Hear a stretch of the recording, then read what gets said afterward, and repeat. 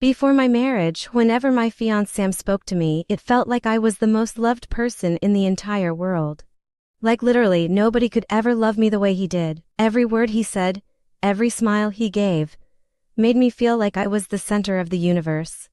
My name is Rose, I'm 25 years old, and I was definitely not in the mood to get married. Not at all, marriage wasn't part of my plan. I had dreams, goals, ambitions that left no room for anyone else. I wanted to work with my father, build something meaningful with him, because I was his only child, and in his business, there was no one else he trusted completely. My mother stayed busy at home, taking care of the household, while I was determined to learn the ropes of the company. I thought to myself, one day, all this responsibility will be mine anyway, why not start early? I had no idea that letting one man into my life would completely destroy everything I had worked for, everything I loved, everything I thought was safe. Sam was perfect at first, too perfect, almost unreal. Charming, intelligent, attentive, and always knowing how to make me feel special.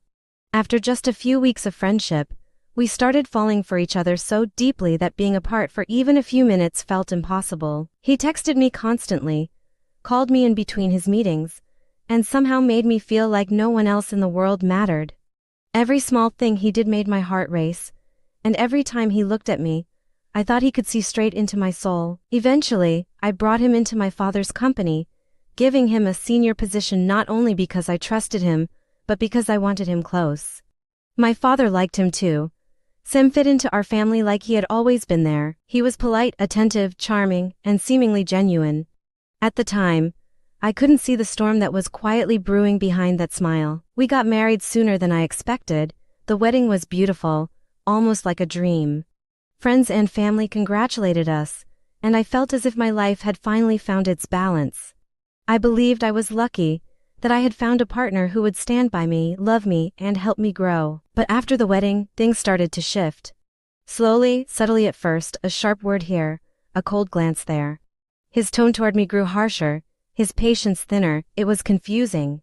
I wanted to believe that the stress of work and marriage was the reason, but deep down, I sensed something darker. Then the hitting began, small at first, but deliberate. When I confronted him, he cried, apologized, and promised it would never happen again. I stayed quiet, pretending everything was normal. Then came the threats. He leaned close to my face, whispering that if I ever told anyone, he would kill my parents. I remember the fear squeezing my chest, my stomach turning cold. It felt unreal, like a nightmare I couldn't wake up from.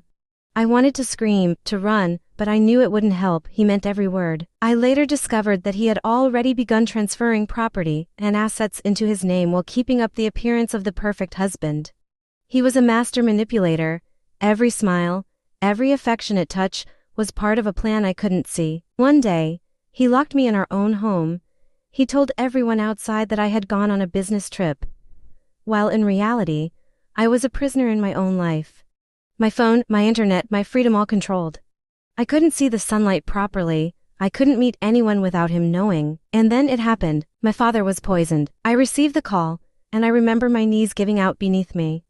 My hands were shaking so violently I could barely hold the phone. I screamed, a sound so desperate that it startled the neighbors, yet no one could hear the agony in my heart. My world had shattered. I couldn't cry properly. I couldn't move. I knew that Sam had done this, and I felt powerless. A few days later, my mother died in what was reported as an accident, but it wasn't an accident. It was Sam. He had planned everything with meticulous care, ensuring that no one suspected him.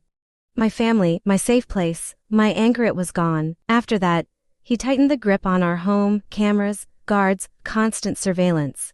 Every step I took, every glance I made was monitored. He wanted to make sure I had no escape, no voice, no power.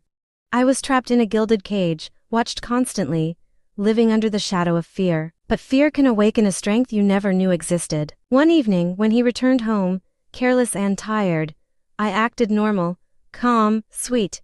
I handed him a bouquet of flowers, smiling just like I had done 1,000 times before.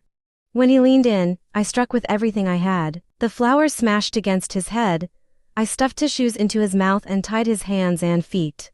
My heart was racing, but my mind was sharp. I took his car keys and left the house slowly, carefully, so the guards wouldn't suspect a thing.